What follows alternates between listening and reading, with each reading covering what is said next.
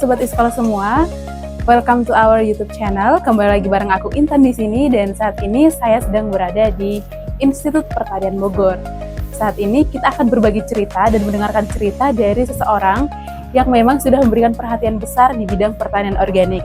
Nah, siapakah beliau? Dan saat ini saya sedang bersama dengan salah satu fasilitator pertanian organik. Namun sebelum kita lanjut ke bincang-bincang dan juga cerita kita hari ini, saya mau minta tolong Pak Rifa untuk memperkenalkan diri terlebih dahulu. Silakan Pak. Oke, baik. Terima kasih banyak atas waktunya Mbak Intan ya. Terima kasih juga Pak. Oke. Nah, perkenalkan saya Rifa Rusifa. Kalau saya asli memang dari Pandeglang, Banten. Nah, kebetulan saat aktivitas di sini atau di Bogor ya biasa mengajar, kemudian membantu juga untuk kegiatan fasilitasi terutama di PT Iskol.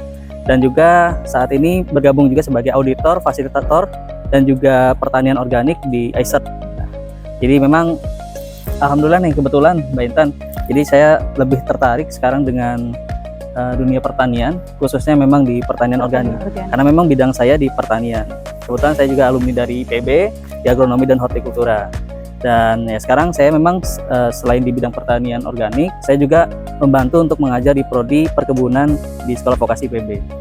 Seperti itu Mbak. Berarti saat ini Pak Rifa kesibukannya adalah seorang dosen, tapi juga sebagai fasilitator pertanian organik, begitu ya Pak? Betul sekali.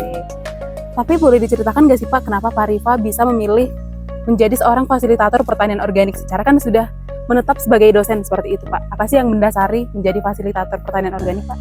Karena memang yang saya rasakan bahwa untuk ilmu itu kan tidak bisa kita simpan sendiri saja. Artinya ketika kita memiliki ilmu dan kebetulan kita sudah tahu nih, pertanian itu bila kita lakukan secara alami, secara natural seperti yang sudah memang dari dulu dilaksanakan, sehingga itu bisa dilaksanakan secara berkelanjutan. Nah, artinya dengan ilmu yang sudah ada ini, kita bisa menerapkan nih, terutama ke masyarakat. Betul Pak. Nah, terutama pada saat ini yang memang masyarakat itu belum mengetahui secara banyak terkait dengan pertanian-pertanian organik yang itu seharusnya memang dikembangkan dan dilanjutkan, sehingga pertanian ini tidak hanya dirasakan oleh kita saja, tetapi bisa dirasakan oleh generasi-generasi selanjutnya. Berarti lebih berkelanjutan seperti itu. Betul Mbak, seperti itu.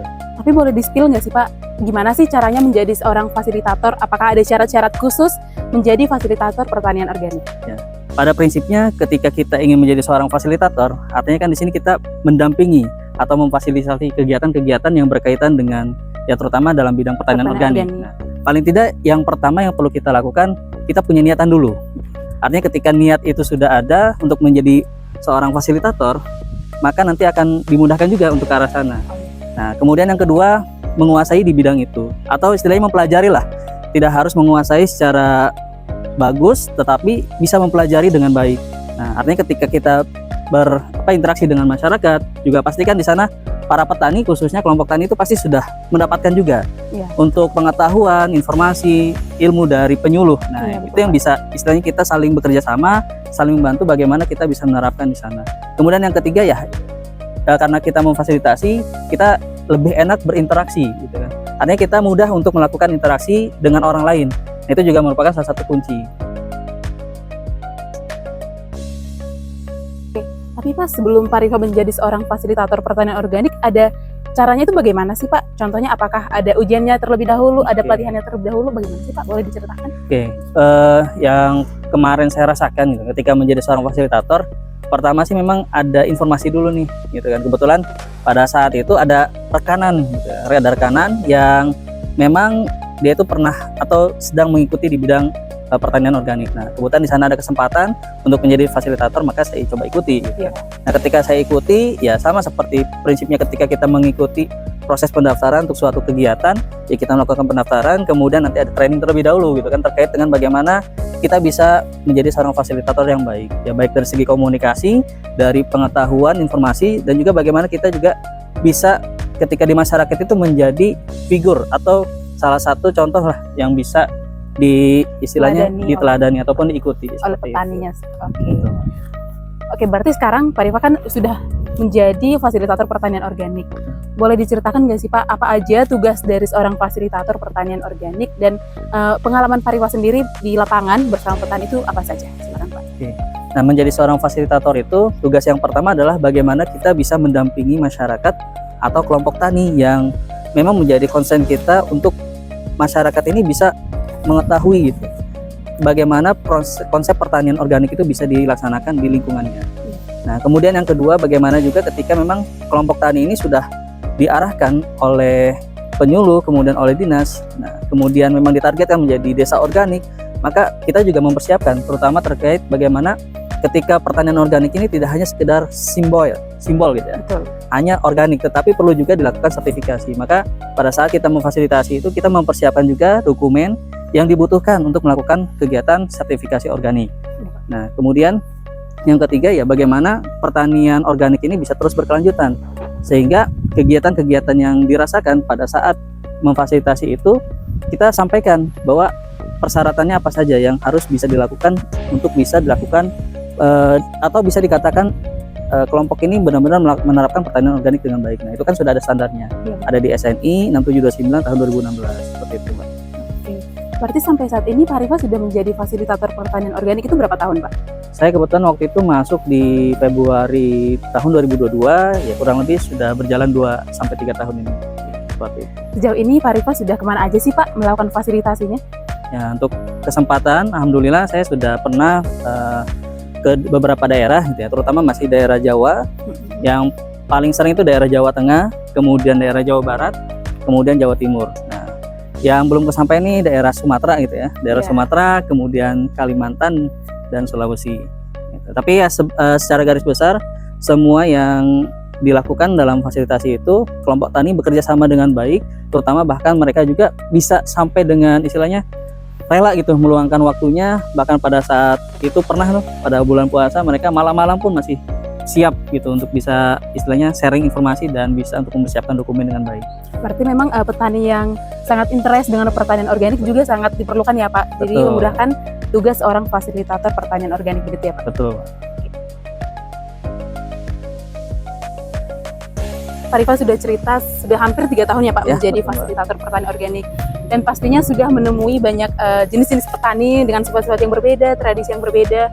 Boleh diceritakan nggak sih Pak, apa aja sih tantangan-tantangan menjadi seorang fasilitator pertanian organik?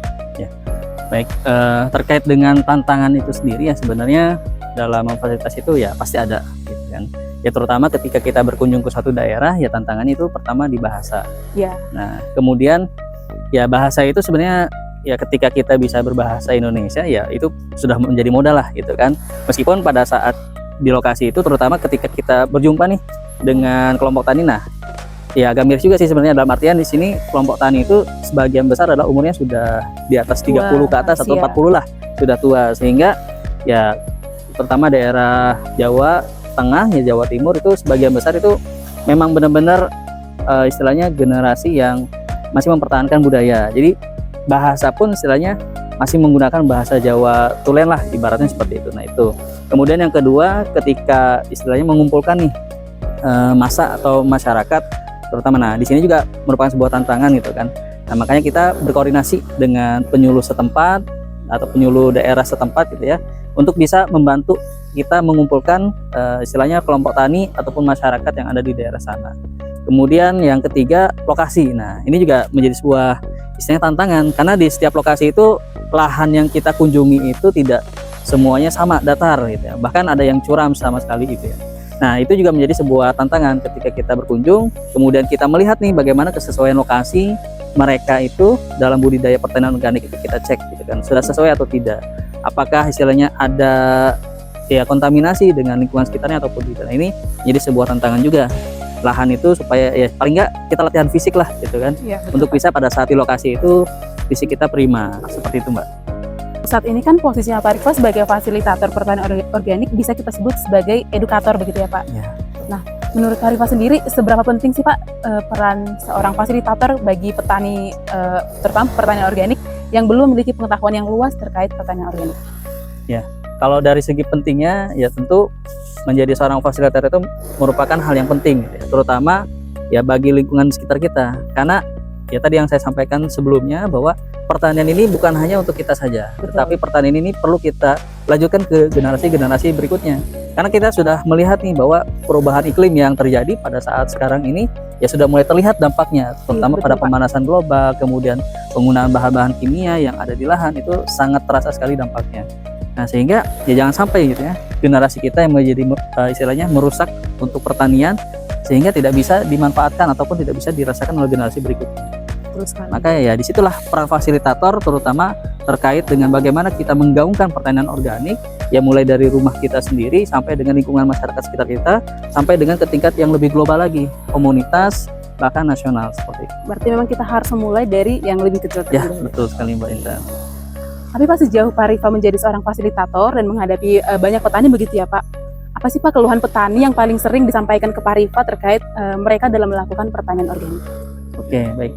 Nah, untuk keluhannya sendiri sih sebenarnya mereka kalau dari segi budidaya itu tidak ada gitu ya. Karena mereka sudah sekian besar atau sekian lama lah gitu kan. Mulai dari mereka kecil sampai mereka besar itu sudah di bidang pertanian. Nah, tetapi yang mereka butuhkan itu terkadang bagaimana memfasilitasi ini peran pemerintah terutama dalam segi harga ataupun pasar.